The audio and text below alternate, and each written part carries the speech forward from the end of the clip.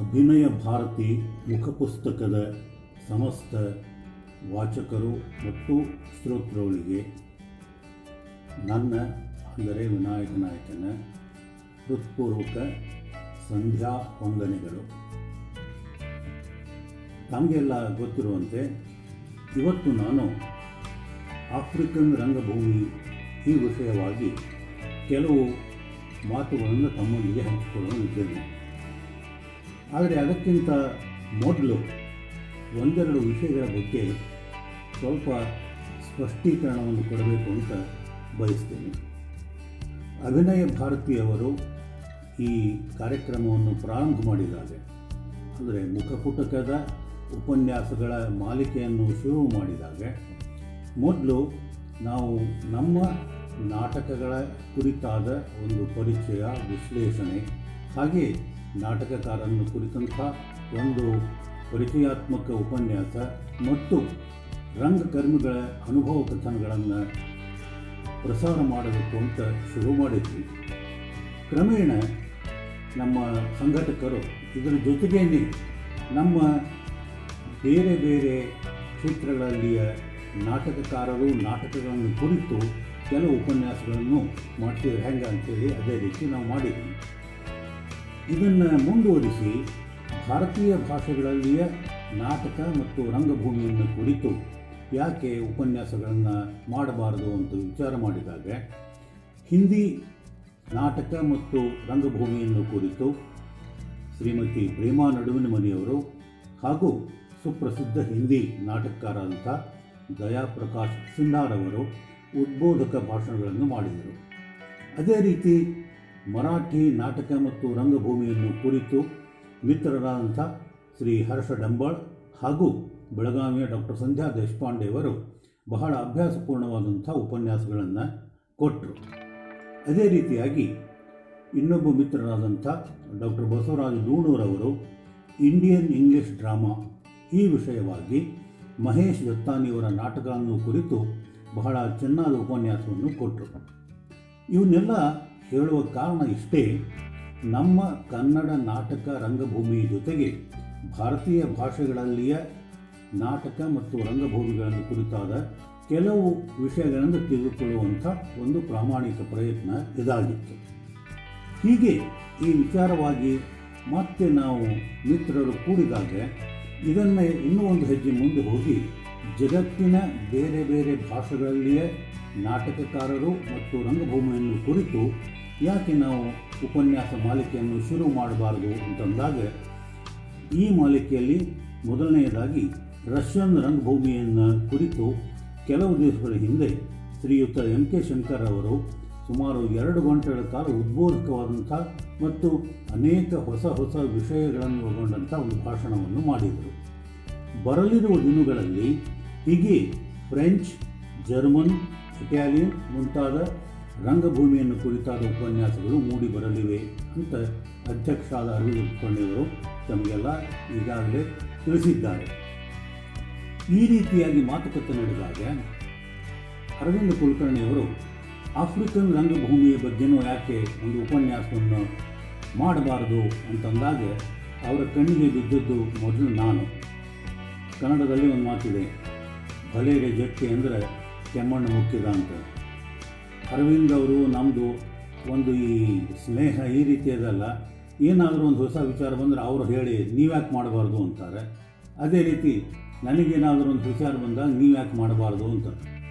African ರಂಗಭೂಮಿಯನ್ನು ಕುರಿತು ನೀವೇ ಮಾತಾಡಬೇಡ್ರಿ ಅಂತಂದರು. ನಾನು ಆ ಕ್ಷಣಕ್ಕೆ ತಕ್ಷಣ ಒಪ್ಪಿಕೊಂಡ್ಬಿಟ್ಟೆ. ಆಮೇಲೆ ಆ ವಿಷಯ ಎಷ್ಟೊಂದು ಸಂಕೀರ್ಣವಾದದ್ದು, ಜಟಿಲವಾದದ್ದು ಅನ್ನೋದು ನನ್ನ ಅನುಭವಕ್ಕೆ ಬಂತು. ಯಾಕೆ ಅಂತಂದರೆ ನಾವು ಇದೇ ಈಗ ಹೇಳಿದಂತೆ ರಷ್ಯನ್ ಭಾಷೆ ಆಗಲಿ, ಫ್ರೆಂಚ್ ಆಗಲಿ, ಜರ್ಮನ್ ಆಗಲಿ ಅಥವಾ ಮತ್ತು ವಿದೇಶದ ಯಾವುದೇ ಭಾಷೆ ಆಗಲಿ, ಆ ಭಾಷೆ ಒಂದು ಇದ್ದು ಆ ಭಾಷೆಯಲ್ಲಿ ಬಂದಂಥ ನಾಟಕಗಳು ಮತ್ತು ನಾಟಕಕಾರನ್ನು ಒಂದು ಏಕಸೂತ್ರತೆ ಇರ್ತಾರೆ, ಅಂದರೆ ಭಾಷೆಯೇ. ಆದರೆ ಆಫ್ರಿಕಾ ಅಂತ ಅಂದಾಗ ನಾವು ಆಫ್ರಿಕಾ ಒಂದು ದೇಶ ಅಲ್ಲ. ನಮಗೆಲ್ಲ ಗೊತ್ತಿರುವಂತೆ ಆಫ್ರಿಕಾ ಒಂದು ವಿಶಾಲವಾದಂಥ ಖಂಡ ಮತ್ತು ಈ ಆಫ್ರಿಕಾ ಖಂಡದಲ್ಲಿ ಒಂದಲ್ಲ ಎರಡಲ್ಲ 54 ದೇಶಗಳು ಅವ. ಈ 54 ದೇಶಗಳಲ್ಲಿಯೂ ಕೂಡ ಭಾಷೆ, ಸಂಸ್ಕೃತಿ, ಧರ್ಮ, ಆಚಾರ, ವಿಚಾರ, ರೀತಿ, ನೀತಿ, ನಡೆ, ನುಡಿ ಇವೆಲ್ಲ ಅತ್ಯಂತ ಭಿನ್ನವಾದದ್ದು. ಹೀಗಿದ್ದಾಗ ಆಫ್ರಿಕನ್ ರಂಗಭೂಮಿ ಅನ್ನುವಂಥ ಒಂದೇ ಒಂದು ಛತ್ರಿಯ ಕೆಳಗೆ ನಾವು ಈ ರಂಗಭೂಮಿಯನ್ನು ಯಾವ ರೀತಿ ಅಭ್ಯಾಸ ಮಾಡಬೇಕು, ಇದು ದೊಡ್ಡ ಸಮಸ್ಯೆ ಆಯಿತು ನನಗೆ. ನಾನು ಪಾಠ ಮಾಡುವಾಗ ಕೆಲವೊಂದು ಆಫ್ರಿಕನ್ ರೈಟರ್ಸ್ ನಾಟಕಗಳನ್ನು ಅಭ್ಯಾಸ ಮಾಡಿದ್ದರೂ ಕೂಡ, ಉದಾಹರಣೆಗೆ ಉಲೆ ಸೋಯಿಂಕಾ ಅವರ ನಾಟಕಗಳು, ಹಾಗೆ ಎನ್ ಗೂಗಿ ಅವರ ನಾಟಕಗಳು, ಇವುಗಳನ್ನು ನಾನು ವಿದ್ಯಾರ್ಥಿಗಳಿಗೆ ಪಾಠ ಮಾಡಿದ್ದೆ.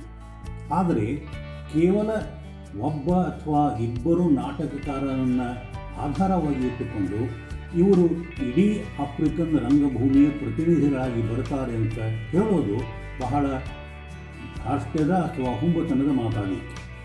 ಯಾಕೆಂದರೆ ಆಫ್ರಿಕಾ ಖಂಡದಲ್ಲಿ ವಿಭಿನ್ನ ಭಾಷೆ ಹಾಗೂ ಸಂಸ್ಕೃತಿಯ ಜನತೆ ಇರೋದರಿಂದ ಸ್ವಾಭಾವಿಕವಾಗಿ ಅದರಲ್ಲಿ ಭಿನ್ನತೆ ಬಂದೇ ಬರ್ತದೆ. ಯಾವ ರೀತಿ ನಾವು ಭಾರತವನ್ನು ಕುರಿತು ಭಾರತ ಒಂದು ದೇಶ ಅಲ್ಲ, ಭಾರತ ಒಂದು ಉಪಖಂಡ ಅಂತ ಹೇಳ್ತೀವಿ. ಭಾರತದಲ್ಲಿಯೂ ಕೂಡ ಅನೇಕ ಭಾಷೆಯ, ಅನೇಕ ಸಂಸ್ಕೃತಿಯ, ಅನೇಕ ಆಹಾರ ಪದ್ಧತಿಯ, ಜೀವನ ಶೈಲಿಯ ಸಾಹಿತ್ಯ ಬಂದಿದೆ. ಹೀಗಿದ್ದಾಗ ಭಾರತೀಯ ರಂಗಭೂಮಿ ಅಂದರೆ ಯಾವುದು, ಅದು ಹಿಂದಿನೋ ಅಥವಾ ಮತ್ತು ಬೇರೆ ಯಾವುದನೋ ಅನ್ನುವಂಥ ಒಂದು ಜಿಜ್ಞಾಸೆ ಸಾಮಾನ್ಯವಾಗಿ ಸಾಹಿತ್ಯ ಆಸಕ್ತರಲ್ಲಿ ಹುಟ್ಟುತ್ತದೆ. ನಮ್ಮ ಭಾರತದಂಥ ದೇಶದಲ್ಲೇ ಇಷ್ಟೊಂದು ವೈವಿಧ್ಯ ಮತ್ತು ತಕ್ಕ ಮಟ್ಟಿಗೆ ವೈರುಧ್ಯಗಳು ಇದ್ದರೂ ಕೂಡ ನಾವು ಭಾರತೀಯ ರಂಗಭೂಮಿ ಅನ್ನುವಂಥ ಒಂದು ಕಾನ್ಸೆಪ್ಟ್ ಇಟ್ಟುಕೊಳ್ಳಿಕ್ಕೆ ಸಾಧ್ಯ ಆಗ್ತಾ ಇಲ್ಲ. ಆ ದೃಷ್ಟಿಯಿಂದ ನೋಡಿದಾಗ ಆಫ್ರಿಕಾದಂಥ ದೊಡ್ಡ ಖಂಡದಲ್ಲಿ ಅನೇಕ ಧರ್ಮಗಳು, ಅನೇಕ ಸಂಸ್ಕೃತಿಗಳು, ಅನೇಕ ಬುಡಕಟ್ಟುಗಳು ಇದ್ದಾಗ ಅದನ್ನು ಕೇವಲ ಆಫ್ರಿಕನ್ ರಂಗಭೂಮಿ ಅನ್ನುವಂಥ ಒಂದು ಶಿರೋನಾಮೆಯ ಕೆಳಗೆ ಚರ್ಚೆ ಮಾಡೋದು ಅಥವಾ ಅದರ ಮೇಲೆ ಉಪನ್ಯಾಸ ಮಾಡೋದು ಎಷ್ಟು ಸೂಕ್ತ ಆದೀತು ಅಂತ ನಾನು ಸ್ವಲ್ಪ ಯೋಚಿಸತೊಡಗಿದೆ. ಹೀಗೆ ಯೋಚಿಸತೊಡಗಿದಾಗ ನಾನು ಈಗಾಗಲೇ ಹೇಳಿದ ಕೆಲವು 2-3 ಹೆಸರುಗಳನ್ನು, ಉದಾಹರಣೆಗೆ ಉಲೆ ಸೋಯಿಂಕಾ, ಎನ್ ಗೂಗಿ ಹಾಗೂ ಇತರ ಸ್ವಲ್ಪ ಮೈನರ್ ಪ್ಲೇ ರೈಟ್ಸ್ ಅನ್ನೋರು ಅವರ ನಾಟಕಗಳನ್ನು ನೋಡಿದಾಗ ಇವರನ್ನು ಎಲ್ಲರನ್ನೂ ಆಫ್ರಿಕನ್ ರಂಗಭೂಮಿ ಅಥವಾ ಆಫ್ರಿಕನ್ ನಾಟಕ ಸಾಹಿತ್ಯ ಅನ್ನುವಂಥ ಒಂದು ದೊಡ್ಡ ಶೀರ್ಷಿಕೆ ಅಡಿಯಲ್ಲಿ ಚರ್ಚೆ ಮಾಡದೇನೆ ಇವರಿಗೆ ಒಬ್ಬೊಬ್ಬರಿಗೂ ಒಂದೊಂದು ಉಪನ್ಯಾಸವನ್ನು ಏರ್ಪಡಿಸಿದರೆ ಒಳ್ಳೆಯದಾಗ್ತು ಅಂತ ಅನ್ನಿಸ್ತು. ಯಾಕೆ ಅಂತಂದರೆ ಈ ದೇಶಗಳು ಆಫ್ರಿಕನ್ ಕಂಟ್ರೀಸ್ ಅನ್ನಿಸ್ಕೊಂಡ್ರೂ ಕೂಡ ಅವರಲ್ಲಿಯೇ ಒಳಗೇನೆ ಅನೇಕ ಪಂಗಡಗಳು, ಬುಡಕಟ್ಟುಗಳು ಇದ್ದು ಅವರ ಭಾಷೆ ವಿಭಿನ್ನ, ಧರ್ಮ ಬೇರೆ ಬೇರೆ ಮತ್ತು ಆ ಧರ್ಮದಲ್ಲಿ ಇರುವಂಥ ಆಚರಣೆಗಳು ಕೂಡ ಬೇರೆ ಬೇರೆಯಾಗಿ ಇರೋದರಿಂದ ಅವುಗಳನ್ನು ಒಂದು ಅಡಿಯಲ್ಲಿ ತರೋದು ಬಹಳ ಕಠಿಣವಾದಂಥ ಕೆಲಸ. ಈ ದೃಷ್ಟಿಯಿಂದ ನೋಡಿದಾಗ ನಾನು ಆಫ್ರಿಕನ್ ರಂಗಭೂಮಿ ಅನ್ನೋ ವಿಷಯವನ್ನು ತಾವೆಲ್ಲ ಒಪ್ಪೋದಾದರೆ ಅದನ್ನು ಬದಲಿಸಿ ಆಫ್ರಿಕನ್ ದೇಶದ ಅನೇಕ ನಾಟಕಕಾರರು ಹಾಗೂ ರಂಗಭೂಮಿಗೆ ಅವರ ಕೊಡುಗೆ ಏನು ಎಂಬುದನ್ನು ಬದಲಿ ಮಾಡಿಕೊಂಡು ಈ ವಿಷಯದಲ್ಲಿ ಇವತ್ತು ನಾನು ಒಬ್ಬ ನಾಟಕಕಾರ ಮತ್ತು ಅವನ ನಾಟಕಗಳನ್ನು ಕುರಿತು ಮಾತನಾಡ್ತೇನೆ. ದಯವಿಟ್ಟು ಈ ಬದಲಾವಣೆಗೆ ನೀವೇನು ಆಕ್ಷೇಪಣೆ ವ್ಯಕ್ತಪಡಿಸುವುದಿಲ್ಲ ಅಂತ ತಿಳಿದೇನೆ. ಯಾಕಂದರೆ ನಿಮಗೂ ಈ ವಿಷಯದ ವ್ಯಾಪ್ತಿ, ವೈಶಾಲ್ಯ ಮತ್ತು ಅಗಾಧತೆ ಇದು ಅರಿವಾದಾಗ ನಾನು ಕೈಗೊಂಡಂಥ ಕ್ರಮ ಅನಿವಾರ್ಯ ಅಂತ ಅನ್ನಿಸ್ತದೆ. ಇನ್ನು ಈ ವಿಷಯಕ್ಕೆ ಬರೋದಾದರೆ 18-19ನೇ ಶತಮಾನದಲ್ಲಿ ಈ ಯುರೋಪಿಯನ್ರು, ವಿಶೇಷವಾಗಿ ಬ್ರಿಟಿಷರು ಆಫ್ರಿಕಾದ ಮೇಲೆ ಆಕ್ರಮಣ ಮಾಡಿ ಆಫ್ರಿಕಾದಲ್ಲಿಯ ಅನೇಕ ರಾಜ್ಯಗಳನ್ನು ತಮ್ಮ ವಸಾಹತುಗಳನ್ನಾಗಿ ಮಾಡಿ ಅವುಗಳನ್ನು ತಮ್ಮ ಕೈ ಕೆಳಗೆ ಇಟ್ಕೊಂಡ್ರು. ಸಾಮಾನ್ಯವಾಗಿ ಆಫ್ರಿಕಾವನ್ನು ನಾವು ಡಾರ್ಕ್ ಕಾಂಟಿನೆಂಟ್ ಅಂತ ಕರಿತೀವಿ. ಈ ಡಾರ್ಕ್ ಅನ್ನೋ ವಿಶೇಷಣ ಯಾವ ಸಾಮಾನ್ಯವಾಗಿ ಆಫ್ರಿಕನ್ ಜನರು ಕಪ್ಪು ವರ್ಣೀಯರಾಗಿರೋದರಿಂದ ಅದು ಅವರ ಮೈಬಣ್ಣಕ್ಕೆ ಅಪ್ಲೈ ಆಯಿತು, ಅಥವಾ ಬ್ರಿಟಿಷರು ಹೇಳುವಂತೆ ಅಲ್ಲಿ ಒಂದು ರೀತಿಯ ಅವರ ಪ್ರಕಾರ ನಾಗರಿಕತೆ ಸಂಸ್ಕೃತಿ ಇದ್ದಿದ್ದಿಲ್ಲ. ಹೀಗಾಗಿ ಅವರು ಡಾರ್ಕ್ ಅಂದರೆ ಕತ್ತಲೆಯ ಯುಗದಲ್ಲಿ ಇದ್ದರು ಅನ್ನೋ ಅರ್ಥದಲ್ಲಿ ಅದನ್ನು ಉಪಯೋಗಿಸಿದ್ರು ಗೊತ್ತಿಲ್ಲ. ಆದರೂ ಕೂಡ ಈ ಬ್ರಿಟಿಷರಿಗೆ ಒಂದು ಥರದ ಗರ್ವ ಅಂದರೆ ಸ್ವಸತ್ತು ಅಂತಂದ್ವಿ. ಅದೇನು ಅಂದರೆ ಅವರೇ ಒಂದು ಕಡೆ ಹೇಳ್ತಾರೆ, it is the white man's burden to rule the world and civilise the people. ಅಂದರೆ ಯಾರು ಅವರಿಗೆ ಈ ಅಧಿಕಾರವನ್ನು ಕೊಟ್ಟರೋ ಗೊತ್ತಿಲ್ಲ. ಆದರೆ ಸಾಮಾನ್ಯವಾಗಿ ನಾವು ಶಾಲೆ ಕಾಲೇಜಿನಲ್ಲಿ ಕಲಿತದ್ದು ಅಂದರೆ ಬ್ರಿಟಿಷರು ಈ ರೀತಿ ತಿಳ್ಕೊತಿದ್ರು ಅಂತ. ಬ್ರಿಟಿಷರು ಸುಮಾರು ಕೆಲವು ಶತಕಗಳಿಂದ ಅದ್ಭುತವಾದಂಥ ಪ್ರಗತಿಯನ್ನು ಸಾಧಿಸಿರಬಹುದು. ದೇಶದಲ್ಲಿ ಜಗತ್ತಿನಲ್ಲಿ ಅನೇಕ ದೇಶಗಳನ್ನು ತಮ್ಮ ವಸಾಹತುಗಳನ್ನಾಗಿ ಮಾಡಿಕೊಂಡು ಅಲ್ಲಿ ಆಡಳಿತವನ್ನು ನಡೆಸಿರಬಹುದು. ಸಾಮಾನ್ಯವಾಗಿ ಯಾರು ಒಂದು ದೇಶವನ್ನು ಆಕ್ರಮಿಸಿ ಅಲ್ಲಿ ತಮ್ಮ ಪ್ರಭುತ್ವವನ್ನು ಸ್ಥಾಪಿಸ್ತಾರೋ ಅವರನ್ನು ನಾವು ಯಾವಾಗಲೂ ಸುಪೀರಿಯರ್ ರೇಸ್ ಅಥವಾ ಸುಪೀರಿಯರ್ ಸಿವಿಲೈಸೇಷನ್ ಅಂತ ಭಾವಿಸ್ತೇವೆ. ಅವ್ರು ಹಾಗೆ ಇರ್ತಾರೋ ಇಲ್ಲೋ ಗೊತ್ತಿಲ್ಲ. ಬಹಳ ಆಶ್ಚರ್ಯದ ಸಂಗತಿ ಅಂದರೆ, ನಾನು ಕಾಲೇಜಿನಲ್ಲಿ ಒಬ್ಬ ಇತಿಹಾಸದ ಪ್ರೊಫೆಸರಿಂದ ಒಂದು ಮಾತನ್ನು ಕೇಳಿದ್ದೆ. ಅವ್ರು ಏನು ಹೇಳಿದರು ಅಂತಂದರೆ, ಜೂಲಿಯಸ್ ಸೀಸರ್ ಕ್ರಿಸ್ತಪೂರ್ವ 1ನೇ ಶತಮಾನದಲ್ಲಿ ಇಂಗ್ಲೆಂಡದ ಮೇಲೆ ದಾಳಿಯನ್ನು ಮಾಡಿದಾಗ ಇಂಗ್ಲೆಂಡನ್ನು ಸೋಲಿಸಿ ಅವರನ್ನು ಬಾರ್ಬೇರಿಯನ್ಸ್ ಅಂತ ಕರೆದಿದ್ದ. ಬಾರ್ಬೇರಿಯನ್ಸ್ ಅಂದರೆ ಅನಾಗರಿಕ ಮನುಷ್ಯರು, ಕಾಡು ಜನರು ಅಂತ. ಕೇವಲ 2000 ವರ್ಷದ ಹಿಂದೆ ಜೂಲಿಯಸ್ ಸೀಸರ್ನಿಂದ ಬಾರ್ಬೇರಿಯನ್ಸ್ ಅಂತ ಕರೆಸಿಕೊಂಡಂಥ ಈ ಜನಾಂಗ 2000 ವರ್ಷದಲ್ಲಿಯೇ ಇಡೀ ಜಗತ್ತನ್ನು ಆಳುವಂಥ ಒಂದು ಹಕ್ಕು ಅಥವಾ ಇಡೀ ಜಗತ್ತಿಗೆ ನಾಗರಿಕತೆಯನ್ನು ಕಲಿಸುವಂಥ ಹಕ್ಕು ನಮಗಿದೆ ಅಂತಂದದ್ದು ಅತ್ಯಂತ ಆಶ್ಚರ್ಯದ ಸಂಗತಿ.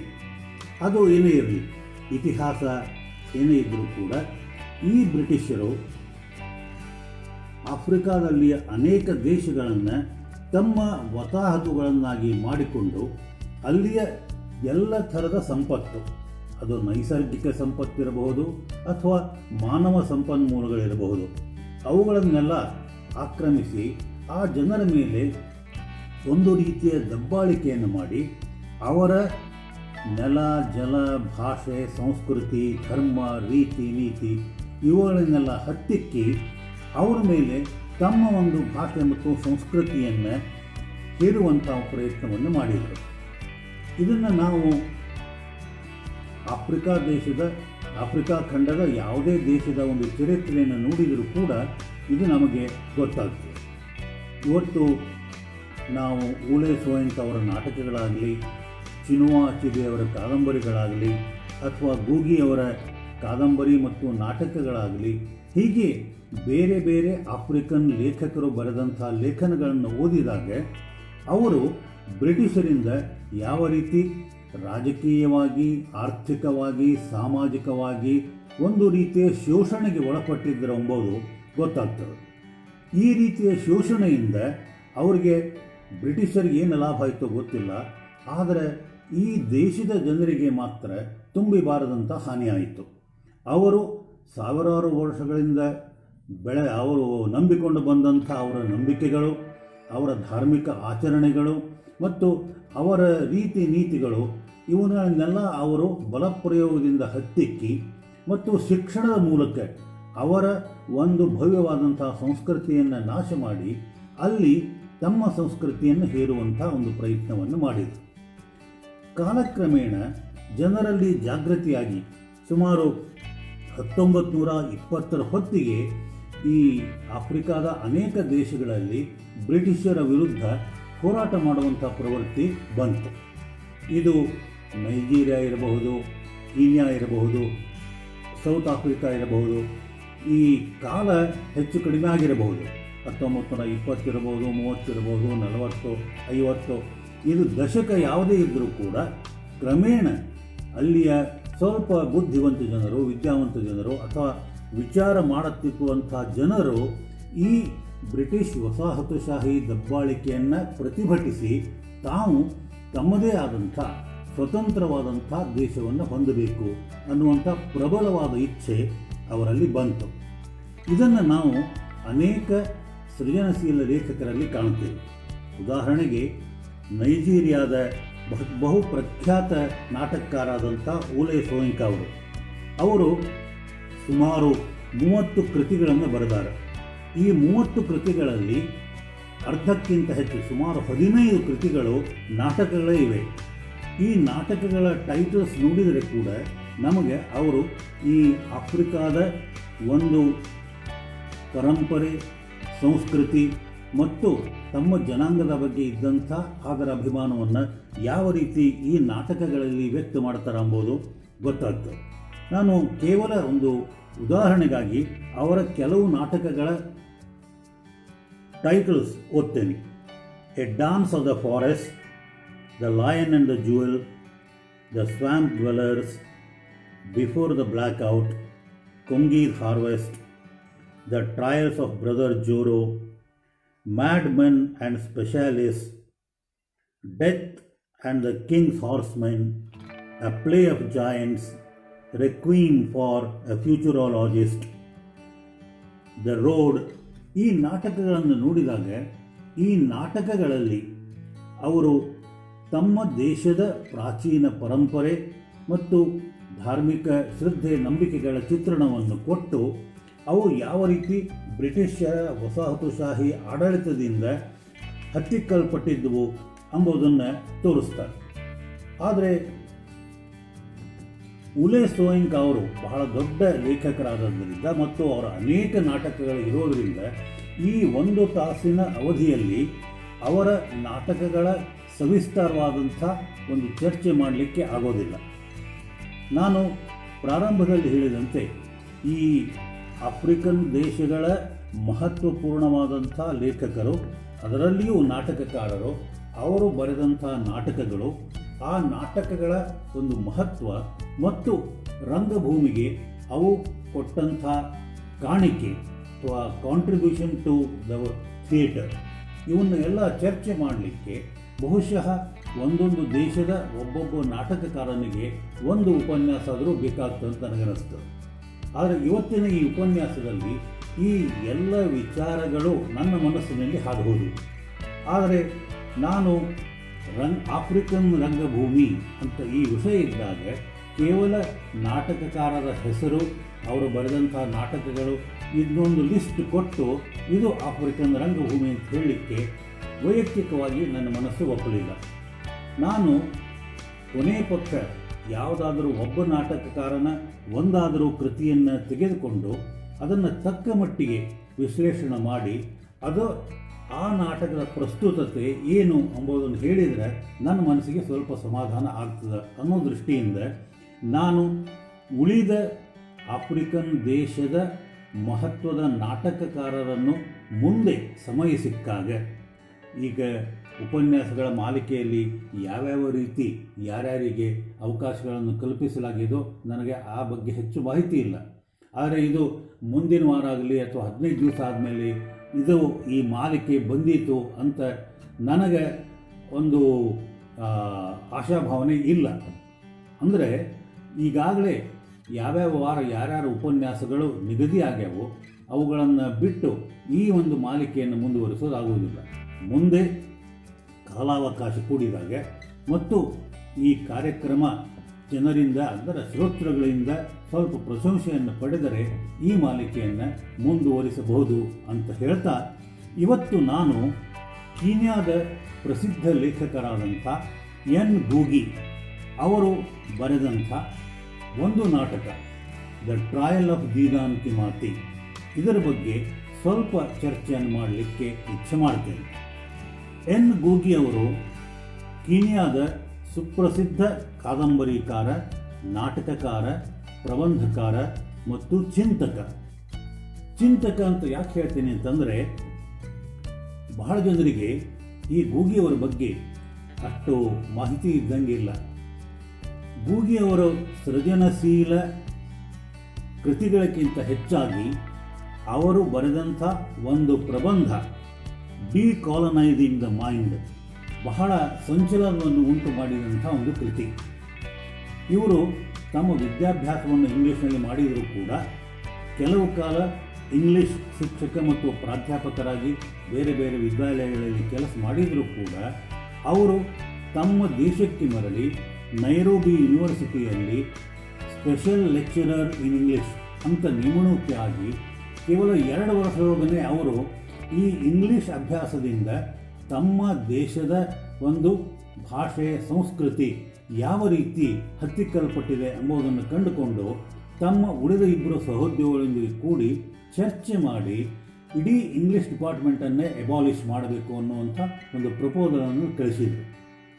ಈ ಮಾತನ್ನು ನಾನು ಇಲ್ಲಿ ಯಾಕೆ ಹೇಳ್ತಾ ಇದ್ದೇನೆ ಅಂತಂದರೆ, ಒಂದು ಸಣ್ಣ ದೇಶ, ಅದು ಎಲ್ಲ ದೃಷ್ಟಿಯಿಂದ ಹತ್ತಿಕ್ಕಲ್ಪಟ್ಟಂಥ ದೇಶ, ಅಲ್ಲಿಯ ಒಬ್ಬ ಮೇಧಾವಿಯಿಂದ ಅಲ್ಲಿಯ ಯೂನಿವರ್ಸಿಟಿಯಲ್ಲೆಲ್ಲ ಒಂದು ಇಂಗ್ಲೀಷ್ ವಿಭಾಗವನ್ನೇ ಮುಚ್ಚಿ ಅದನ್ನು ಡಿಪಾರ್ಟ್ಮೆಂಟ್ ಆಫ್ ಲಿಟ್ರೇಚರ್ ಅಂತ ಮಾಡಿ ಅಲ್ಲಿ ಸ್ಥಳೀಯ ಭಾಷೆ ಮತ್ತು ಸಾಹಿತ್ಯಕ್ಕೆ ಅನುವು ಮಾಡಿಕೊಟ್ಟಂಥ ಒಂದು ಕ್ರಮ ಕೇವಲ ಕ್ರಾಂತಿಕಾರಕವಷ್ಟೇ ಅಲ್ಲ, ಉಳಿಕೆದವರಿಗೂ ಅನುಕರಣೀಯವಾದಂಥ ಕ್ರಮ ಅಂತ ಹೇಳ್ತೇನೆ ನಾನು.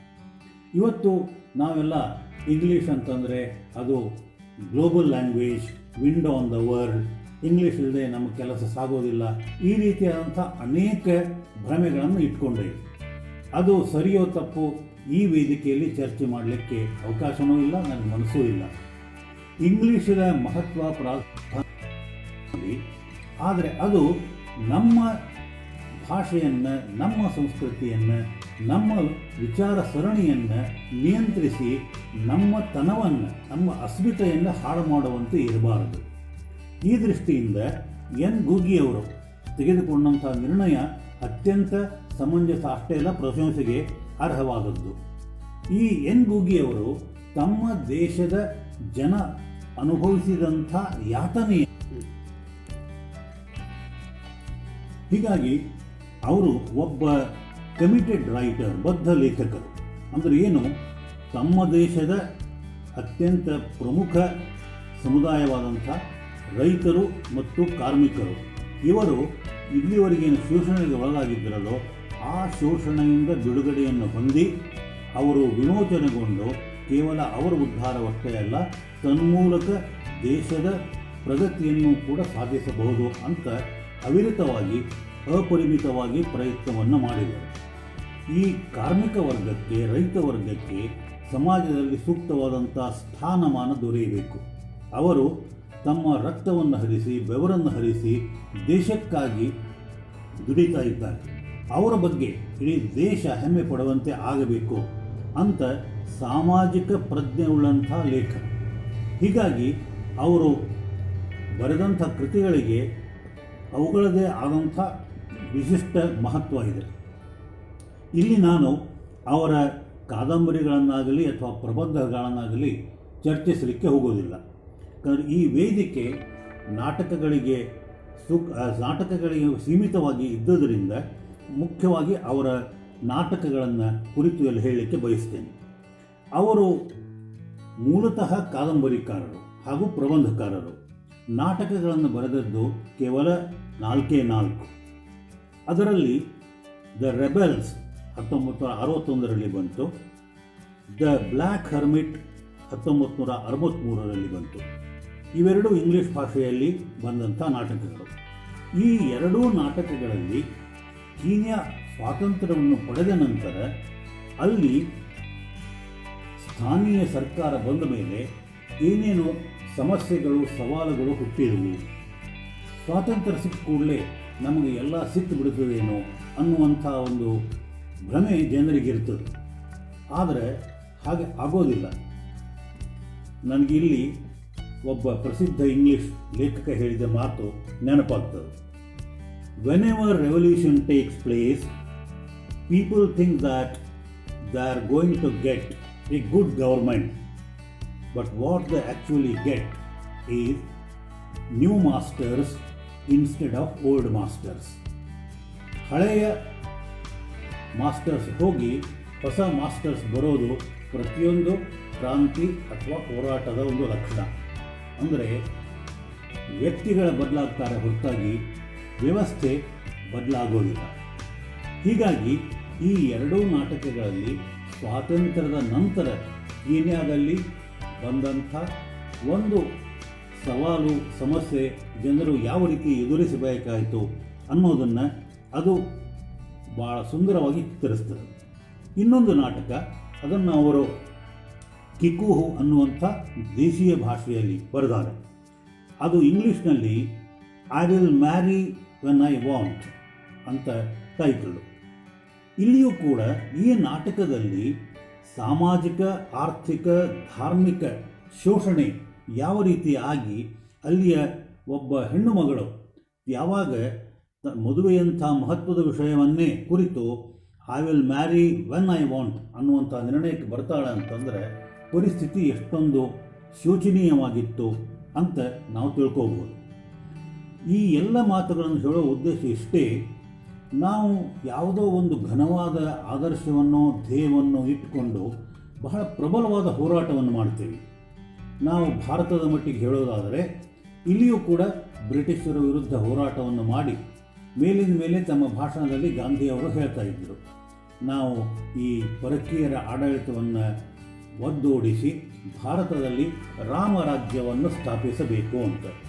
ಆದರೆ ಗಾಂಧೀಜಿಯವರು ಹೇಳಿದ್ದು ಎಷ್ಟು ಸರಳವಾಗಿತ್ತೋ, ಸ್ವಾತಂತ್ರ್ಯ ಅನಂತರ ಭಾರತದಲ್ಲಿ ನಡೆದಂಥ ಘಟನೆಗಳು ನಾವು ಇವತ್ತಿಗೂ ನೆನೆಸಿಕೊಂಡ್ರೆ ನಮಗೆ ಮೈ ಮೇಲೆ ಚೇಳು ಹರಿದಂತಾಗ್ತದೆ. ದೇಶ ವಿಭಜನೆ, ಆ ತನ್ಮೂಲಕ ಆದಂಥ ಹಿಂಸೆ, ಆಮೇಲೆ ಬಂದಂಥ ಸರ್ಕಾರಗಳು, ಅವುಗಳ ಭ್ರಷ್ಟಾಚಾರ, ಲಂಚಗುಳಿತನ, ಇವನ್ನೆಲ್ಲ ನೋಡಿದಾಗ ಬಹುಶಃ ನಾವು ಸ್ವಾತಂತ್ರ್ಯವನ್ನು ಇದಕ್ಕಾಗಿಯೇ ಪಡೆದ್ವೇನೋ ಅನ್ನುವಂಥ ಒಂದು ಚಿಂತೆ ಯಾರಿಗಾದರೂ ಬರದೇ ಇರೋದು. ಆದರೆ ಇದರ ಅರ್ಥ ಸ್ವಾತಂತ್ರ್ಯ ಸಿಕ್ಕ ನಂತರ ಭಾರತ ಏನು ಸಾಧಿಸೇ ಇಲ್ಲ ಅಂತಲ್ಲ. ಭಾರತ ಅನೇಕ ಕ್ಷೇತ್ರಗಳಲ್ಲಿ ಅನೇಕ ರೀತಿಯ ಸಾಧನೆಗಳನ್ನು ಮಾಡಿ ಜಗತ್ತಿನಲ್ಲಿ ಒಂದು ತನ್ನದೇ ಆದಂಥ ವಿಶಿಷ್ಟ ಸ್ಥಾನವನ್ನು ಗಳಿಸಿಕೊಂಡಿದೆ. ಆದರೆ ಕೂಡ ಪ್ರತಿ ದಿವಸ ಪೇಪರ್ ತೆಗೆದು ನೋಡಿದಾಗ ಅಧಿಕಾರಿಗಳ ಭ್ರಷ್ಟಾಚಾರ, ರಾಜಕಾರಣಿಗಳ ನೀತಿಗೆಟ್ಟ ನಡತೆ ಮತ್ತು ಅವರು ಆಡುತ್ತಿರುವಂಥ ಭಾಷೆ ಮತ್ತು ದೇಶದಲ್ಲಿ ಉಂಟು ಮಾಡುತ್ತಿರುವಂಥ ಅರಾಜಕ ಪರಿಸ್ಥಿತಿ, ಇವುಗಳನ್ನು ನೋಡಿದಾಗ ಸ್ವಾತಂತ್ರ್ಯವನ್ನು ನಾವು ಇದಕ್ಕಾಗಿ ಪಡೆದವೇನೋ ಅಂತ ಒಂದು ರೀತಿಯ ಚಿಂತೆ ಯಾವುದೇ ಒಬ್ಬ ಪ್ರಜ್ಞಾವಂತ ನಾಗರಿಕನಿಗೆ ಬಂದೇ ಬರುತ್ತದೆ. ಇನ್ನು ನಾವು ಈ ನಾಟಕವನ್ನು ಕುರಿತು ಹೇಳಬೇಕಂದ್ರೆ,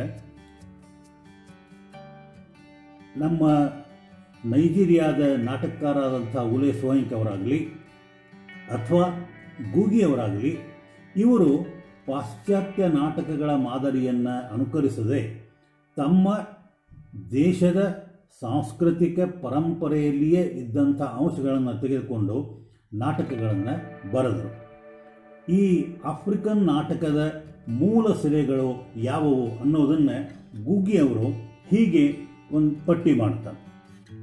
ಮೊಟ್ಟ ಮೊದಲನೇದಾಗಿ ಸುಗ್ಗಿಗೆ ಸಂಬಂಧಪಟ್ಟಂಥ ಆಚರಣೆಗಳು. ಅಂದರೆ ಅಲ್ಲಿಯ ರೈತ ಸಮುದಾಯ ಸುಗ್ಗಿಯ ಕಾಲದಲ್ಲಿ ಯಾವ್ಯಾವ ಆಚರಣೆಗಳನ್ನು ಮಾಡ್ತಾ ಇದ್ದರೋ ಆ ಆಚರಣೆಗಳನ್ನು ರಂಗದ ಮೇಲೆ ಪ್ರದರ್ಶಿಸುವಂಥ ನಾಟಕಗಳು. ಎರಡನೇದಾಗಿ ಫಲವತ್ತತೆಯ ಆಚರಣೆಗಳು. ಈ ಫಲವತ್ತತೆ ಎರಡು ರೀತಿಯಲ್ಲಿ ವ್ಯಕ್ತವಾಗ್ತದೆ. ಒಂದು ಭೂಮಿಯಿಂದ, ಭೂಮಿ ಅಥವಾ ನೆಲದಲ್ಲಿ ಹರಿಯುವಂಥ ಜೀವದ್ರವ ಅಥವಾ ಮಾನವ ಜೀವಿಗಳಲ್ಲಿ, ಪ್ರಾಣಿಗಳ ತೊಡೆಗಳಲ್ಲಿ ಸುರಿಯುವಂಥ ಜೀವದ್ರವ, ಇವುಗಳ ಒಂದು ಆಚರಣೆ. ಯಾಕಂದರೆ ಈ ಸೃಷ್ಟಿಯ ಶಕ್ತಿ ಅದ್ಭುತವಾದದ್ದು. ಈ ಸೃಷ್ಟಿಯ ಒಂದು ಸೃಜನಾತ್ಮಕ ಶಕ್ತಿಯನ್ನೇ ಅವರು ಆಚರಣೆಯ ರೂಪದಲ್ಲಿ ರಂಗದ ಮೇಲೆ ತೋರಿಸುವುದು ಬಹಳ ಆಸಕ್ತಿದಾಯಕವಾದದ್ದು. ಇನ್ನು ಮೂರನೆಯದ್ದು, ಈ ಜನಸಮುದಾಯವನ್ನು ರಕ್ಷಿಸುವಂಥ ಯೋಧರು ಮತ್ತು ಅವರಿಗೆ ಈ ಮಹತ್ ಕಾರ್ಯದಲ್ಲಿ ನೆರವಾಗುವಂಥ ಅಪಾರವಾದ ಶಸ್ತ್ರಾಸ್ತ್ರಗಳು, ಆಯುಧಗಳು ಮತ್ತು ಇವುಗಳನ್ನು ಕುರಿತಂಥ ಆಚರಣೆಗಳು. ನನಗಿಲ್ಲಿ ಬಹಳ ಅವರು ಈ ರೀತಿಯ ಸ್ಲೋಗನ್ ಉಪಯೋಗಿಸಿದ್ರೋ ಇಲ್ಲೋ ಗೊತ್ತಿಲ್ಲ. ನಮ್ಮಲ್ಲಿ ಲಾಲ್ ಬಹದ್ದೂರ್ ಶಾಸ್ತ್ರಿಯವರು ಬಹಳ ಮಹತ್ವವಾದಂಥ ಒಂದು ಘೋಷಣೆಯನ್ನು ಕೊಟ್ಟು ಹೋದರು. ಜೈ ಜವಾನ್ ಜೈ ಕಿಸಾನ್, ದೇಶವನ್ನು ಕಾಯುತ್ತಿರುವಂಥ ಸೈನಿಕರು ಮತ್ತು ಇಡೀ ದೇಶಕ್ಕೆ ಅನ್ನವನ್ನು ಒದಗಿಸುವಂಥ ರೈತರು. ಈ ಜೈ ಜವಾನ್ ಜೈ ಕಿಸಾನ್ ಇದು ಶಾಸ್ತ್ರಿಯವರಿಗೆ ಯಾವಾಗ ಪ್ರೇರೇಪಣೆ ಆಯಿತೋ ಗೊತ್ತಿಲ್ಲ. ಆದರೆ ಈ ಕೀನ್ಯಾದ ನಾಟಕಗಳನ್ನು ನೋಡಿದಾಗ ಮತ್ತು ಈ ನಾಟಕಗಳ ಸ್ರೋತಗಳನ್ನು ನಾವು ಅಭ್ಯಾಸ ಮಾಡಿದಾಗ ಒಂದು ಕಡೆ ಈ ಸುಗ್ಗಿಯ ಆಚರಣೆ, ಫಲವತ್ತತೆ ಮತ್ತು ಸೃಜನಶೀಲತೆಯ ಆರಾಧನೆ, ಇನ್ನೊಂದು ಕಡೆ ಇವುಗಳಿಗೆ ರಕ್ಷಣೆಯನ್ನು ಒದಗಿಸುವಂಥ ಯೋಧರ ಮತ್ತು ಅವರ ಶಸ್ತ್ರಾಸ್ತ್ರಗಳ ಒಂದು ಆರಾಧನೆ, ಇವನ್ನ ಅಷ್ಟೇ ಅಲ್ಲದೆ ಇಲ್ಲಿ ಈ ನಾಟಕಗಳಲ್ಲಿ ಒಂದು ಮೇಳ ಬಂದು ಅವು ಯಾರು ಇವುಗಳಿಗೆ ವಿರೋಧವಾಗಿ ವರ್ತಿಸ್ತಾರೋ, ಕಳ್ಳರಿರ್ಬೋದು, ಕಾಕರಿರ್ಬೋದು, ಆಲಸಿಗಳಿರ್ಬೋದು, ಅವರಿಗೆ ತಕ್ಕ ಶಿಕ್ಷೆಯನ್ನು ದೇವರು ವಿಧಿಸ್ತಾನೆ ಅನ್ನುವಂಥ ಒಂದು ಮಾತನ್ನು ತೋರಿಸ್ತಾವೆ. ಹಾಗೆ ಜೀವನದ ವಿವಿಧ ಮಜಲುಗಳನ್ನು ಕುರಿತಾದಂಥ ಒಂದು ಆಚರಣೆಗಳು, ಅದು ಹುಟ್ಟು ಇರಬಹುದು, ಆಮೇಲೆ ಮಗುವಿಗೆ ಮಾಡುವಂಥ ಒಂದು ಈ ಸುನ್ನತಿ ಕಾರ್ಯಕ್ರಮ, ಆಮೇಲೆ ವಿವಾಹ, ಜೀವ ಹೋದ ಮೇಲೆ ಆ ಮೃತರ ಒಂದು ಅಂತ್ಯಕ್ರಿಯೆ, ಈ ಎಲ್ಲವುಗಳನ್ನು ಕೂಡ ಅವರು ನಾಟಕಗಳಲ್ಲಿ ರಂಗದ ಮೇಲೆ ತಂದು ತೋರಿಸ್ತಾರೆ. ಒಂದು ಕಡೆ ಅವರು ಹೇಳ್ತಾರೆ, ಈ ಎಲ್ಲ ಆಚರಣೆಗಳು ಕೇವಲ ವಾರಗಟ್ಟಲೆ ಅಲ್ಲ, ಕೆಲವು ಕಡೆ ತಿಂಗಳುಗಟ್ಟಲೆ ನಡೀತಾ ಇದ್ವು ಅಂತ. ಅಂದರೆ ಈ ರಂಗ ಪ್ರದರ್ಶನ ಎಷ್ಟು ದೀರ್ಘಕಾಲದವರೆಗೆ ನಡೀತಾ ಇತ್ತು ಎಂಬುದು ನಮಗೆ ಗೊತ್ತಾಗ್ತದೆ. ಇನ್ನು ನಾನು ಇವತ್ತು ಕೈಗೆತ್ತಿಕೊಂಡಂಥ ಒಂದು ನಾಟಕದ ಬಗ್ಗೆ ಕೆಲವು ಮಾತುಗಳನ್ನು ತಮ್ಮೊಂದಿಗೆ ಹಂಚಿಕೊಳ್ಳಿಕ್ಕೆ ಇಷ್ಟಪಡುತ್ತೇನೆ. ಈ ನಾಟಕದ ಹೆಸರು ದ ಟ್ರಯಲ್ ಆಫ್ ದೀದಾನ್ ಕಿ ಮಾತಿ. ಈ ನಾಟಕ 1975ರಲ್ಲಿ ಪ್ರಕಟವಾಯಿತು. 1976ರಲ್ಲಿ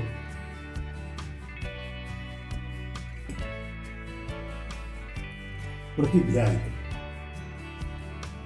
ಈ ನಾಟಕದ ಶಿರೋನಾಮೆ ಸೂಚಿಸುವಂತೆ ನಾಟಕದ ಹೀರೋ ದೀದನ್ ಕಿಮಾತಿ. ಈ ದೀದನ್ ಕಿಮಾತಿ ಒಬ್ಬ ಸ್ವಾತಂತ್ರ್ಯ ಯೋಧ.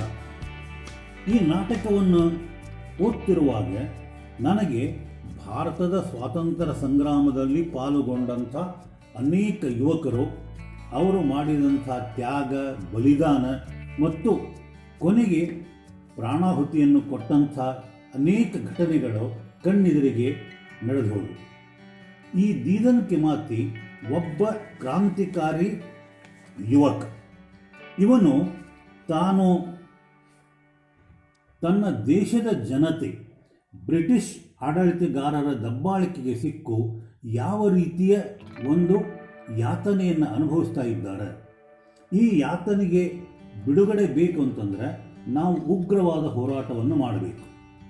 ಸಶಸ್ತ್ರ ಹೋರಾಟ, ಅದು ಹಿಂಸೆಯ ರೂಪವನ್ನು ತಾಳಿದರೂ ಅಡ್ಡಿ ಇಲ್ಲ. ಯಾಕೆಂದರೆ ಸ್ವಾತಂತ್ರ್ಯ ಭಿಕ್ಷೆ ಬಿಡೋದರಿಂದಾಗಲಿ ಅಥವಾ ಕೇಳೋದರಿಂದಾಗಲಿ ಬರೋದಿಲ್ಲ. ಆ ಸ್ವಾತಂತ್ರ್ಯವನ್ನು ಪಡೆಯಬೇಕಾದರೆ ಅದಕ್ಕೆ ನಾವು ದೊಡ್ಡದಾದ ಬೆಲೆಯನ್ನು ತರಲೇಬೇಕಾಗ್ತದೆ. ಈ ಸ್ವಾತಂತ್ರ್ಯದ ಪ್ರಾಪ್ತಿಗಾಗಿ ಅನೇಕ ಜನ ಯುವಕರು ತಮ್ಮ ಪ್ರಾಣಾಹುತಿಯನ್ನು ಕೊಟ್ಟು ದೇಶವನ್ನು ದಾಸ್ಯದಿಂದ ಬಿಡುಗಡೆ ಮಾಡಿ ಜನರಿಗೆ ಒಂದು ರೀತಿಯ ಸುಖಮಯವಾದಂಥ, ಸುಭದ್ರವಾದಂಥ ಜೀವನ ಸಿಕ್ಕಿತು ಅನ್ನುವಂಥ ಭರವಸೆಯನ್ನು ಕೊಡ್ತಾರೆ. ಆದರೆ ಈ ಸಂದರ್ಭದಲ್ಲಿ ಆಡಳಿತವನ್ನು ನಡೆಸುತ್ತಿರುವಂಥ ಬ್ರಿಟಿಷ್ ಸರ್ಕಾರ ಒಂದು ಎಮರ್ಜೆನ್ಸಿಯನ್ನು ಡಿಕ್ಲೇರ್ ಮಾಡಿ ಕೇವಲ ಬಿಳಿಯರಷ್ಟೇ ಶಸ್ತ್ರಾಸ್ತ್ರಗಳನ್ನು ಇಟ್ಕೋಬಹುದು, ಧರಿಸಬಹುದು, ಅವುಗಳನ್ನು ಪ್ರದರ್ಶನ ಮಾಡಬಹುದು. ಆದರೆ ಸ್ಥಳೀಯ ನಾಗರಿಕರು ಹೀಗೆ ಮಾಡೋ ಹಾಗಿಲ್ಲ. ನಾವು ಒಂದು ವೇಳೆ ಅಂಥವ್ರು ಯಾರಾದರೂ ಕಣ್ಣಿಗೆ ಬಿದ್ದರೆ ಅವರನ್ನು ಯಾವುದೇ ಮುನ್ನೆಚ್ಚರಿಕೆ ಇಲ್ಲದೆ, ಯಾವುದೇ ರೀತಿಯ ಹಿಂದೆ ಮುಂದೆ ಸೂಚನೆಯನ್ನು ಕೊಡದೆ ಅವರನ್ನು ಬಂಧಿಸಿ ಅವರ ಮೇಲೆ ಕಾನೂನಿನ ಕ್ರಮವನ್ನು ಕೈಗೊಳ್ಳಬಹುದು ಅಂತ ಘೋಷಣೆಯನ್ನು ಮಾಡಿರ್ತಾರೆ. ಆದರೆ ಈ ದೀದಾನ್ ಕಿಮಾತಿ ಯಾರಿಗೂ ಗೊತ್ತಾಗದಂತೆ ಒಂದು ರಿವಾಲ್ವರನ್ನು ತನ್ನ ಬಳಿ ಇಟ್ಕೊಂಡಿರ್ತಾನೆ. ಈ ರಿವಾಲ್ವರ್ ಅವನ ಬಳಿ ಇದ್ದದ್ದು ಬ್ರಿಟಿಷ್ ಅಧಿಕಾರಿಗಳಿಗೆ ಗೊತ್ತಾಗಿ ಅವನನ್ನು ಬಂಧಿಸಿ ಅವನ ಮೇಲೆ ಮೊಕದ್ದಮೆಯನ್ನು ಹೂಡುತ್ತಾರೆ. ಇದು ಈ ಕಥೆಯ ಪ್ರಾರಂಭ. ಆದರೆ ಇಡೀ ನಾಟಕದ ತುಂಬ ನಾವು ಈ ಒಂದು ವಿಚಾರಣೆ ಯಾವ ರೀತಿಯ ಒಂದು ಫಾರ್ಸ್ ಆಗ್ತದೆ, ಮಾಕ್ ಆಗ್ತದೆ ಎಂಬುದನ್ನು ನೋಡ್ತೇವೆ. ಯಾಕೆಂದರೆ ಈ ದೀದಾನ್ ಕಿಮಾತಿ ತನ್ನ ಜನರಿಗೆ ಪ್ರೋತ್ಸಾಹವನ್ನು, ಪ್ರೇರಣೆಯನ್ನು, ಒಂದು ರೀತಿಯ ಹುರುಪನ್ನು ಕೊಡುವಾಗ ಹೇಳಿದ್ದು ಒಂದು ಹಾಡಿನ ರೂಪದಲ್ಲಿ ಲೇಖಕರು ಉಪಯೋಗಿಸ್ತಾರೆ. ಇದು ಅಲ್ಲಿಯ ಒಂದು ಕಿಸ್ವಾಹಿಲಿ ಭಾಷೆಯಲ್ಲಿ ಇದ್ದು ಅದರ ಇಂಗ್ಲಿಷ್ ಅನುವಾದ ಈ ರೀತಿ ಆಗ್ತದೆ. We shall grab our land, we fight for our freedom and we redeem our education, we shall grab our industries, our culture, it's our land, blood and sweat we shed to redeem our soil. ಅದರ ಅರ್ಥ ಸ್ಪಷ್ಟತೆಯನ್ನು ಹೇಳೋ ಕಾರಣ ಇಲ್ಲ. ಆದರೆ ಮುಖ್ಯವಾಗಿ ಇಲ್ಲಿ 4 ಮಾತುಗಳನ್ನು ಅವ. ಒಂದನೇದ್ದು ಫ್ರೀಡಮ್, ಸ್ವಾತಂತ್ರ್ಯ. ಎರಡನೇದ್ದು ಶಿಕ್ಷಣ. ಈ ಕಲೋನಿಯಲ್ ಶಿಕ್ಷಣದ ಫಲವಾಗಿ ದೇಶೀಯ ಒಂದು ಶಿಕ್ಷಣವಾಗಲಿ ಮತ್ತು ಸಂಸ್ಕೃತಿಯಾಗಲಿ ಮರೆಯಾಗ್ತಾ ಇದ್ದದ್ದರಿಂದ ಅವರು ಶಿಕ್ಷಣವನ್ನು ಕೂಡ ನಮ್ಮದೇ ಆದ ರೀತಿಯಲ್ಲಿ ನಾವು ಪಡೆಯಬೇಕು. ಮೂರನೇದ್ದು ಇಂಡಸ್ಟ್ರೀಸ್, ಉದ್ದಿಮೆಗಳು. ಇಲ್ಲಿ ಒಂದು ಮಾತು ನೆನಪಾಗ್ತದೆ ನನಗೆ. ನಮ್ಮ ಅಪ್ಪ ಅಥವಾ ನಮ್ಮ ಅಜ್ಜ ಆಗಿನ ಕಾಲದಲ್ಲಿ ಅವರು ಮ್ಯಾಂಚೆಸ್ಟರ್ ಧೋತ್ರ ಅಂತಂದ್ರೆ ಬಹಳ ಅಭಿಮಾನದಿಂದ ಉಡ್ತಾ ಇದ್ದರು. ಇವು ಇಂಗ್ಲೆಂಡ್ದಿಂದ ಬಂದದ್ದು ಅಂಥೇಳಿ. ಮತ್ತು ಅವು ನೋಡಲಿಕ್ಕೂ ಅಷ್ಟೇ ಹಿಮದಕ್ಕಿಂತಲೂ ಬೆಳಗಾಗಿರ್ತಿದ್ದು, ಕೈಯಾಗಿ ರೇಷ್ಮೆಕ್ಕಿಂತಲೂ ನಯವಾಗಿರ್ತಿದ್ದು. ಮ್ಯಾಂಚೆಸ್ಟರ್ ಧೋತ್ರ ಅಂತಂದ್ರೆ ಎಲ್ಲ ಧೋತ್ರಧಾರಿಗಳಿಗೆ ಒಂದು ಆದರ್ಶಪ್ರಾಯವಂಥ ಬಟ್ಟೆಯಾಗಿತ್ತು. ಆದರೆ ಮುಂದೆ ನಾನು ದೊಡ್ಡವನಾದ ಮೇಲೆ ಇಂಗ್ಲೆಂಡದಲ್ಲಿ ಒಂದು ಚಿಟಿಕೆ ಹತ್ತಿಯೂ ಕೂಡ ಬೆಳೆಯೋದಿಲ್ಲ. ಅಲ್ಲಿ ಹತ್ತಿ ಬೆಳೆಯಲಾರದಂಥ ದೇಶದಲ್ಲಿ ಈ ಕಾಟನ್ ಮಿಲ್ಸ್ ಇದ್ದು ನಮ್ಮ ದೇಶದ ಹತ್ತಿಯನ್ನು ತೆಗೆದುಕೊಂಡು ಹೋಗಿ ಅವುಗಳನ್ನು ಧೋತ್ರಗಳನ್ನಾಗಿ ಮಾಡಿರಿ. ಯಾಕಂದರೆ ಇಲ್ಲಿಯವರೆಗೆ ಯಾವುದೇ ಒಬ್ಬ ಬ್ರಿಟಿಷ್ ಧೋತ್ರ ಉಟ್ಕೊಂಡು ಬಂದದ್ದನ್ನು ನಾನು ಎಲ್ಲೂ ನೋಡಿಲ್ಲ, ಚಿತ್ರದ ಕೂಡ ನೋಡಿಲ್ಲ. ಯಾರಿಗೆ ಅದು ತಮ್ಮ ವೇಷಭೂಷಣವೂ ಅಲ್ವೋ ಅದನ್ನು ಅಲ್ಲಿ ಅನೇಕ ಕಾರ್ಖಾನೆಗಳಲ್ಲಿ ತಯಾರು ಮಾಡಿ ಭಾರತಕ್ಕೆ ಕಳಿಸಿ ಅವರು ಅದರ ಲಾಭವನ್ನು ಪಡೆದುಕೊಂಡರು. ಅಂದರೆ ಕೆರೆ ನೀರನ್ನು ಕೆರೆಗೆ ಚೆಲ್ಲಿ ಲಾಭ ಪಡೆದುಕೊಂಡವರಂತೆ ಕಾಣಿರುವಂಥ ದಾಸರು ಹಾಡಿದಂಗೆ ನಮ್ಮಲ್ಲಿ ಬೆಳೆದ ಹತ್ತಿಯನ್ನು ತೆಗೆದುಕೊಂಡು ಹೋಗಿ ಅದನ್ನು ಒಳ್ಳೆಯ ಬಟ್ಟೆಯನ್ನಾಗಿ ಮಾಡಿ ನಮಗೆ ಜಾಸ್ತಿ ದುಡ್ಡಿಗೆ ಮಾರಿ ದುಡ್ಡು ತಾವು ಹೊಡ್ಕೊಂಡ್ರು, ಶ್ರಮ ಅಲ್ಲಿ ಅವ್ರದ್ದಾಯಿತು. ಯಾಕೆ ಈ ಮಾತನ್ನು ಹೇಳ್ತಾ ಇದ್ದೇನೆ ಅಂತಂದರೆ ಈ ಉದ್ದಿಮೆಗಳ ಮುಖಾಂತರ ಈ ಇಲ್ಲಿಯ ಜನರನ್ನು ಶೋಷಿಸಿ ಅವರ ರಕ್ತವನ್ನು ಹೀರಿ ತಾವು ಶ್ರೀಮಂತರಾಗಿದ್ದು ಜಿಗಣೆಗಳಂತೆ. ಇದಕ್ಕಾಗಿ ಈ ಜನರು ಕೂಡ we will redeem our industries ಅಂತ ಹೇಳ್ತಾರೆ. ಹಾಗೆ ಅವರ್ ಲ್ಯಾಂಡ್, ನಮ್ಮ ನೆಲ, ಇದು ನಮ್ಮದು, ನಮ್ಮ ಭೂಮಿ, ನಮ್ಮ ಮಾತೃಭೂಮಿ. ಹೀಗಾಗಿ ಈ ಮಾತೃಭೂಮಿಯನ್ನು ರಕ್ತವನ್ನು ಹರಿಸಿ ಬೆವರನ್ನು ಹರಿಸಿ ಆದರೂ ನಾವು ಪಡೆದೇ ತೀರ್ತೇವೆ ಅಂತ ಹೇಳ್ತಾರೆ. ಇದು ಬಹುಶಃ ದೀದಾನ್ ಕಿಮಾತಿ ಜನರಿಗೆ ಕೊಟ್ಟಂಥ ಒಂದು ಪ್ರೇರಣೆ. ಆದರೆ ಅಲ್ಲಿಯ ಬ್ರಿಟಿಷ್ ಅಧಿಕಾರಿಗಳು ಈ ದೀದಾನ್ ಕಿಮಾತಿ ಕಾನೂನಿಗೆ ವಿರುದ್ಧವಾಗಿ ಶಸ್ತ್ರವನ್ನು ಇಟ್ಟುಕೊಂಡಿದ್ದಾನೆ ಅನ್ನುವಂಥ ಒಂದು ಆಪಾದನೆಯನ್ನು ಹೊರಿಸಿ ಅವನನ್ನು ಬಂಧಿಸಿ ಮೊಕದ್ದಮೆಯನ್ನು ಹೂಡಿದಾಗ ಆ ಮೊಕದ್ದಮೆಯ ಒಂದು ಚಾರ್ಜ್ ಏನು ಅಂದರೆ ಅದು ಈ ರೀತಿ ಅದ. Dedan Kimathi, son of Waciuri alias, prime minister or field marshal of no fixed address, you are charge that on the night of Sunday, October the 21st, 1956, at or near Uhura Ineri district, you were found in possession of a firearm, namely a revolver, without a license, contrary to section 89 of the Penal Code, which under special emergency regulations constitutes criminal offense. Guilty or not guilty. ಇದು ಮುಖ್ಯವಾದಂಥ ಮುದ್ದೆ. ಅವನ ಮೇಲೆ ಈ ಆಪಾದನೆಯನ್ನು ಮಾಡಿ ನೀನು ಈ ಅಪರಾಧವನ್ನು ಮಾಡಿದ್ದಕ್ಕೆ ಒಪ್ಪಿಕೊಳ್ತೀಯೋ ಇಲ್ಲವೋ ಅಂತ ಅವರು ಕೇಳ್ತಾರೆ. ಆದರೆ ದೀದಾನ್ ಕಿಮಾತಿಯ ದೃಷ್ಟಿಯಲ್ಲಿ ಇದು ಅಪರಾಧವೇ ಅಲ್ಲ. ಯಾಕೆ ಅಂತಂದರೆ ಇದು ಅವನ ದೃಷ್ಟಿಯಲ್ಲಿ ಅವನ ಕಾನೂನುಬದ್ಧವಾದಂಥ ಹಕ್ಕು. ನಮ್ಮ ದೇಶದಲ್ಲಿ ನಾನು ಒಂದು ಶಸ್ತ್ರವನ್ನು ಇಟ್ಕೊಳ್ಳಲಿಕ್ಕೆ ವಿದೇಶಿ ಸರ್ಕಾರದ ಪರವಾನಗಿಯನ್ನು ಪಡೆಯೋದು ಅವಶ್ಯ ಅದೇನೋ ಅನ್ನೋದು ಅವನ ಆರ್ಗ್ಯುಮೆಂಟು.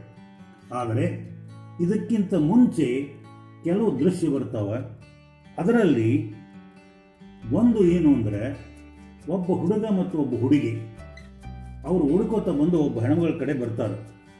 ಆದರೆ ಅವರು ಯಾಕೆ ಆ ರೀತಿ ಬಂದರು, ಅವರ ಪರಿಸ್ಥಿತಿ ಏನಿತ್ತು ಎಂಬುದನ್ನು ಒಂದು ಚಿಕ್ಕ ಪ್ಯಾರಾಗ್ರಾಫ್ದಲ್ಲಿ ಹೇಳ್ತಾರೆ. The boy tells her they are street urchins who have been begging, pickpocketing and cheating people on the streets of Nairobi. The capital, and that the girl owed him 10 shillings that he had handed over to her after cheating an American tourist. ಅಂದರೆ ಇಡೀ ಈ ವಾಕ್ಯದಲ್ಲಿಯ ಘಟನೆಗಳನ್ನು ನೋಡಿದಾಗ ನಾವು ಕಳವು, ಪಿಕ್ packet ಮಾಡೋದು ಎಷ್ಟು ಸ್ವಾಭಾವಿಕವಾಗಿತ್ತು ಅಂದರೆ ಅದು ಅವರಿಗೆ ಅಪರಾಧ ಅಂತ ಅನಿಸ್ತೇ ಇದ್ದಿಲ್ಲ. ಆದರೆ ಇದಕ್ಕೆ ಮೂಲ ಕಾರಣ ಏನು, ಈ ಜನರನ್ನು ಇಂಥ ಒಂದು ಕೀಳು ಅಥವಾ ಹೀನ ಪರಿಸ್ಥಿತಿಯಲ್ಲಿ ಇಟ್ಟಂಥ ಆಗಿನ ಒಂದು ಬ್ರಿಟಿಷ್ ಸರ್ಕಾರ. ಅದಕ್ಕಾಗಿ ಜನ ಎಷ್ಟೊಂದು ಹಸಿವೆ, ದಾರಿದ್ರ್ಯ, ನಿರಾಶೆಯಿಂದ ಬಳಲ್ತಾ ಇದ್ರು ಅನ್ನೋದನ್ನು ಈ ಒಂದು ನಾವು ವಾಕ್ಯದಿಂದ ನೋಡ್ತೀವಿ. ಇನ್ನು ಮುಂದುವರೆದಂತೆ ನಾವು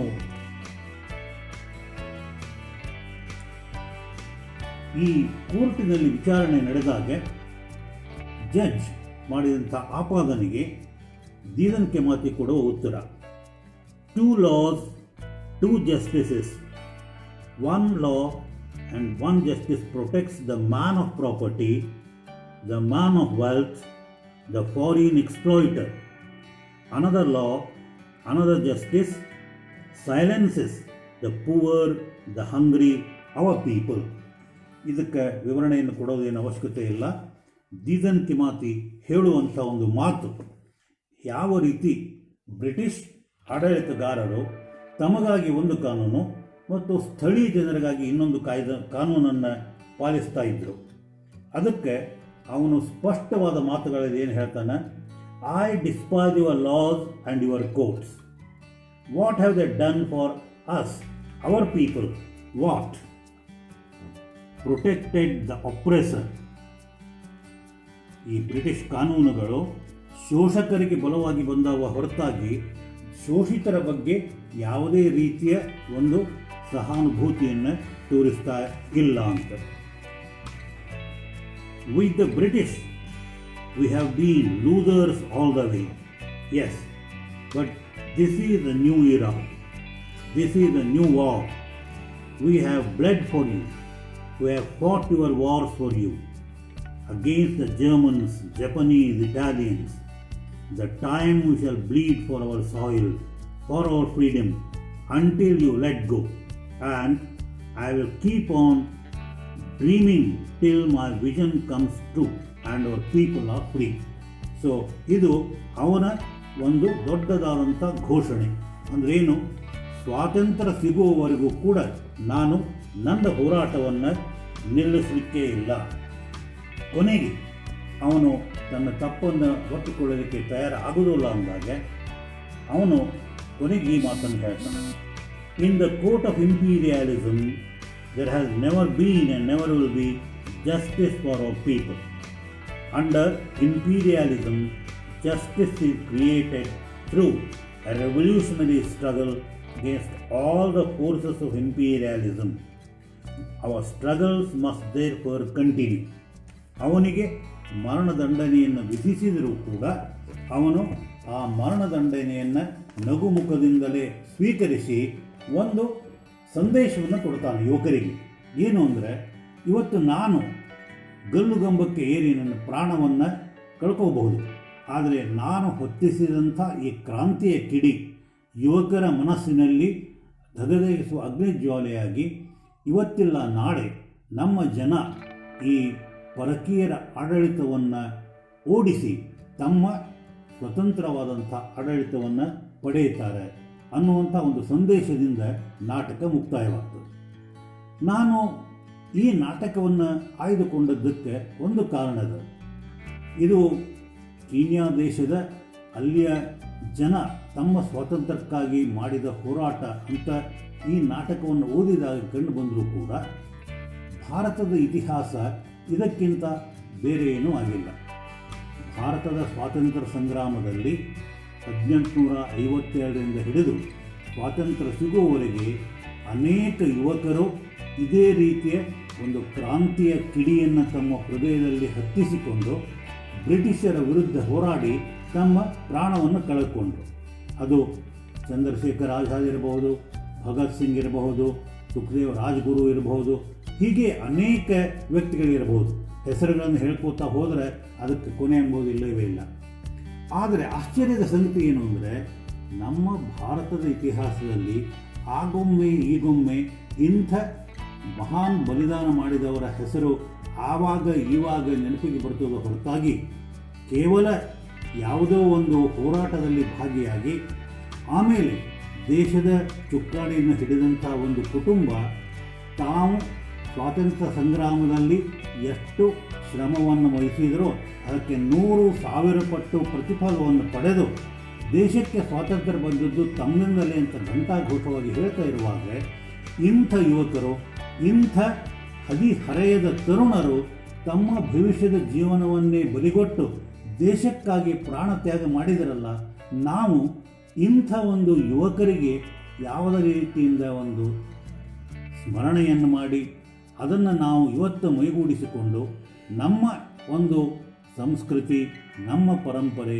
ನಮ್ಮತನ, ನಮ್ಮ ಅಸ್ಮಿತೆ ಇದನ್ನು ಕಾಯುವ ಸಲುವಾಗಿ ಏನು ಮಾಡಬಹುದು ಅನ್ನೋದನ್ನು ವಿಚಾರ ಮಾಡೋದಕ್ಕೆ ದ ಟ್ರಯಲ್ ಆಫ್ ದೀದಾನ್ ಕೆ ಮಾತಿ ಹಚ್ಚಿತು ಅನ್ನೋ ಕಾರಣದಿಂದ ಈ ನಾಟಕವನ್ನು ಆಯ್ದುಕೊಂಡೆ. ಇಲ್ಲಿಯವರೆಗೆ ನನ್ನ ಮಾತುಗಳನ್ನು ಕೇಳಿ ನೀವು ಅವುಗಳಿಗೆ ಸ್ಪಂದಿಸ್ತೀರಿ ಅಂತ ತಿಳ್ಕೊಂಡೇನೆ. ಮೊದಲೇ ಹೇಳಿದಂತೆ ಇದು ಆಫ್ರಿಕನ್ ರಂಗಭೂಮಿಯನ್ನು ಕುರಿತಾದದ್ದಲ್ಲ.